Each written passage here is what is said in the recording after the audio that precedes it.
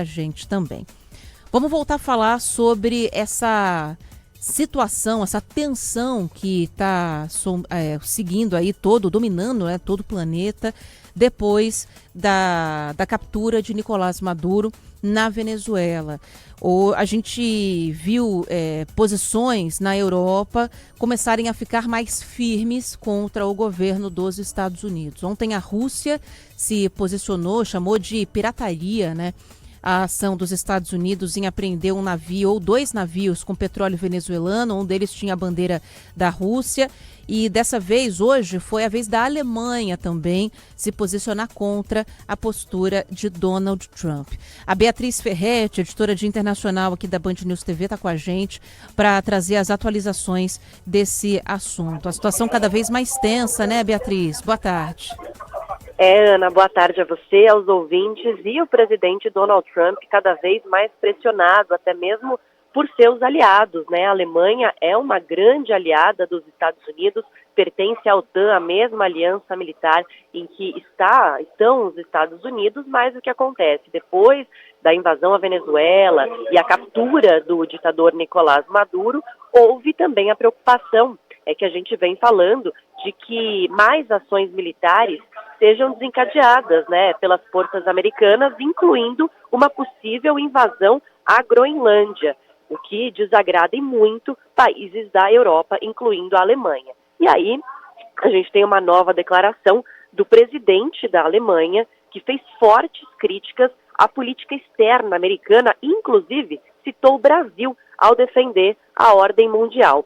Ele disse que o nosso país e também a Índia têm de ser convencidos sobre a necessidade de proteger as regras internacionais.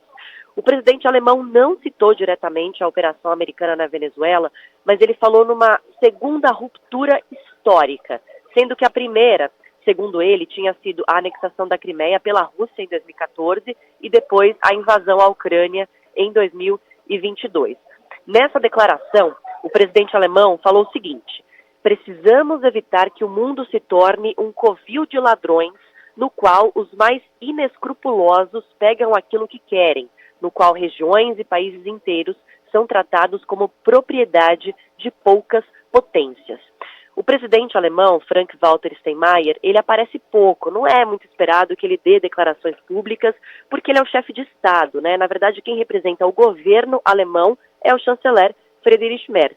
Só que mesmo assim, o Frank-Walter, ele tem um currículo para falar sobre assuntos externos. Ele já foi ministro das Relações Exteriores, por exemplo, no governo de Angela Merkel, e acaba usando essa certa liberdade que ele tem no cargo, quase protocolar, para passar alguns recados, e foi isso o que ele fez, portanto, subindo o tom contra a política externa americana, alertando para essa segunda ruptura histórica e aí usando como exemplo Brasil e Índia, dizendo que esses países, né, e o nosso país incluindo, devem ajudar a normalizar esse caos, digamos assim, internacional.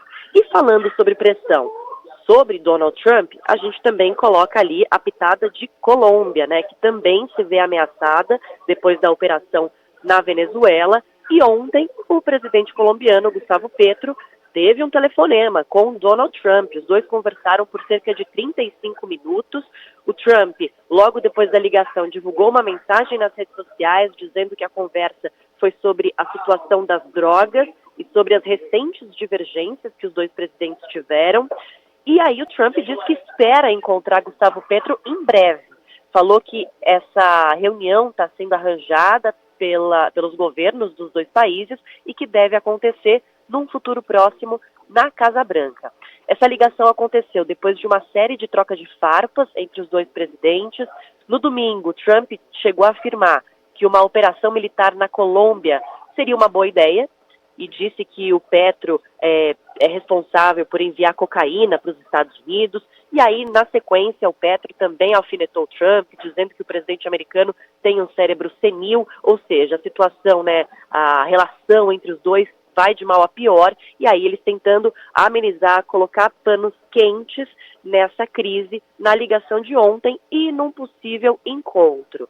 Essa ligação também aconteceu no mesmo dia em que uma grande manifestação foi convocada pelo próprio presidente colombiano em Bogotá, reunindo milhares de pessoas, um ato em defesa da soberania colombiana diante da ameaça, né, de uma possível ação militar americana no país, Ana.